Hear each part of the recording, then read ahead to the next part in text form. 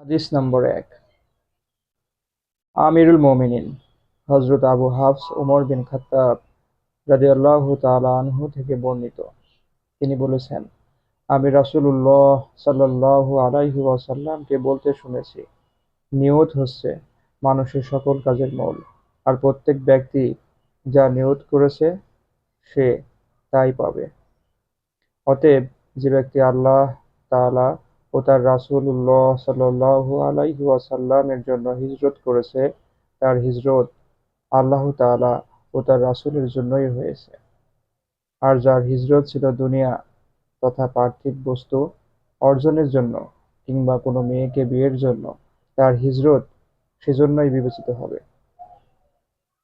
যে জন্য সে হিজরত করেছে। মুহাদ্দিসদের দুজন প্রধান ইমাম আবু আবদুল্লাহ মুহাম্মদ বিন ইসমাইল বিন ইব্রাহিম বিন মুগীরা বিন বারদেজবাহ আল বুখারী এবং আবুল হাসান মুসলিম বিন হাজ্জাজ বিন মুসলিম আল কুশাইরি আর নিশাপুরী আপন আপন সহিহ গ্রন্থে এই বর্ণনাটি পেশ করেছেন, যা সব সংকলিত হাদিসের কিতাব থেকে সহিহ শুদ্ধ বলে বিবেচিত হয়েছে। হাদিস নম্বর ২। এই হাদিসটিও দ্বিতীয় খলিফা হযরত উমর রাদিয়াল্লাহু তাআলা আনহু থেকে বর্ণিত।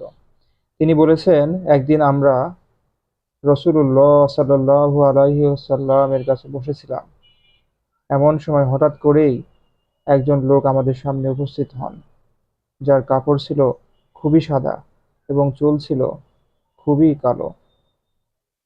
তার উপর সফরের কোনো লক্ষণই দেখা যাচ্ছিল না। আমাদের মধ্যে কেউ তাকে আদৌ চিনত না। তিনি নবী সাল্লাল্লাহু আলাইহি ওয়াসাল্লামের কাছে গিয়ে বসেন এবং নিজের হাঁটু তার হাঁটুর সঙ্গে মিলিয়ে দেন এবং নিজের হাত তার উরুতে স্থাপন করে বলেন, হে মুহাম্মদ, আমাকে ইসলাম সম্পর্কে বলুন। রাসূলুল্লাহ সাল্লাল্লাহু আলাইহি ওয়াসাল্লাম বলেন, ইসলাম হচ্ছে এই যে তুমি সাক্ষ্য দেবে আল্লাহ তাআলা ছাড়া কোনো মাবুদ নেই এবং মুহাম্মদ সাল্লাল্লাহু আলাইহি ওয়াসাল্লাম আল্লাহর রাসূল। নামাজ কায়েম করবে, যাকাত দান করবে, রমজানে রোজা রাখবে এবং যদি সামর্থ্য থাকে তবে আল্লাহর ঘরের হজ করবে।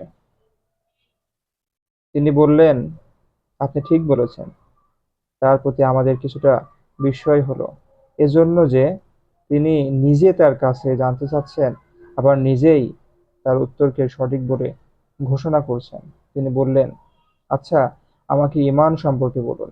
তিনি বললেন, ঈমান হচ্ছে আল্লাহ তাআলা, তার ফেরেশতা, তার গ্রন্থসমূহ, তার রাসূলরা ও পরকালের উপর বিশ্বাস করা এবং তকদীরের ভালো-মন্দকে বিশ্বাস করা। তিনি বললেন, আপনি সঠিক বলেছেন। তিনি বললেন, আমাকে এবার ইহসান সম্পর্কে বলুন। তিনি বললেন, তা হচ্ছে এই যে তুমি এমনভাবে আল্লাহর ইবাদত করবে যেন তুমি আল্লাহকে দেখতে পাচ্ছ। আর তুমি যদি তাকে দেখতে নাও পাও তবে এ কথা জানবে যে তিনি অবশ্যই তোমাকে দেখছেন। তিনি বললেন, কিয়ামতের বিষয়ে আমাকে অবহিত করুন। তিনি বললেন, যাকে জিজ্ঞেস করা হচ্ছে তিনি জিজ্ঞেসকারীর চেয়ে এ ব্যাপারে বেশি কিছু জানেন না। তিনি বললেন, আচ্ছা, কিয়ামতের লক্ষণ সম্পর্কে কিছু বলুন। তিনি বললেন, তা হচ্ছে এই, দাসী, কোনো কোনো ব্যাখ্যায় বলা হয়েছে মহিলা, নিজের মালিককে জন্ম দেবে। জুতাবিহীন ও বিবস্ত্র দরিদ্র রাখালরা উঁচু উঁচু বাড়িঘর বানাতে গিয়ে নিজেদের মধ্যে প্রতিযোগিতা করবে। তারপর লোকটি চলে গেলেন। আমি আরো কিছু সময় সেখানে বসে থাকলাম। এবার রাসূলুল্লাহ সাল্লাল্লাহু আলাইহি ওয়াসাল্লাম আমাকে বললেন, হে উমর, তুমি কি জানো প্রশ্নকারী ব্যক্তিটি কে ছিলেন? আমি বললাম, আল্লাহ তাআলা ও তার রাসূল সাল্লাল্লাহু আলাইহি ওয়াসাল্লাম ভালো জানেন। তিনি বললেন, তিনি ছিলেন জিবরাইল। তিনি তোমাদেরকে তোমাদের দ্বীন শিক্ষা দিতে তোমাদের কাছে এসেছিলেন।